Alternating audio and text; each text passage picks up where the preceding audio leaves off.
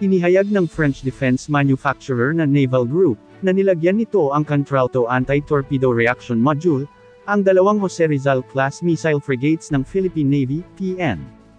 Noong ika-31 ng Agosto taong 2023, matagumpay na na-install ang Contralto Anti-Torpedo Reaction Module, ng Naval Group sa Sigard Decoy Launching System, ng dalawang Jose Rizal-class frigates ng Philippine Navy. Ang mahalagang milestone na ito ay bahagi ng kontratang nilagdaan noong Disyembre taong 2021, para magbigay ng anti-torpedo defense system, batay sa mga solusyon sa Contralto ng Naval Group, idinagdag nito sa isang pahayag.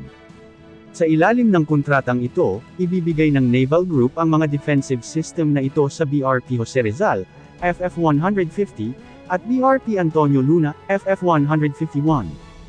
Ang setting to work and testing of Contralto ay isinagawa sa Subic, Aguila Bay, sa Pilipinas noong ika-31 ng Agosto taong 2023, sa presensya ng mga kinatawan mula sa PN, Armed Forces of the Philippines, the Philippine Ministry of Defense, Department of National Defense, at mga industrial na responsable para sa mga sistema ng anti-submarine warfare, ASW, sabi ng Naval Group.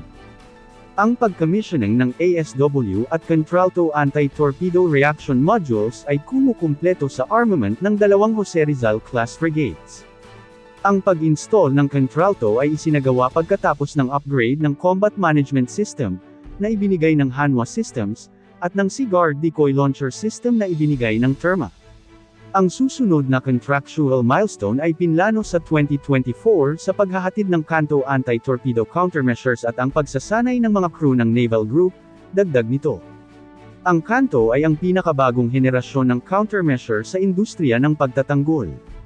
Ang pambihirang tagumpay na ito sa larangan ng anti-torpedo defense ay naglalapat ng kakaibang konsepto para ipagtanggol ang frigate.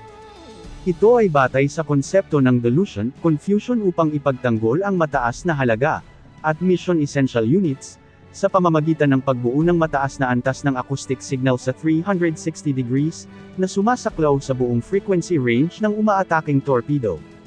Ang anti-torpedo system na ito ay nilagyan ng nauugnay nitong reaction module na Contralto, na nagkukumput ng pinakaangkop na evasive maneuver at deployment sequence kapag may natukoy na banta.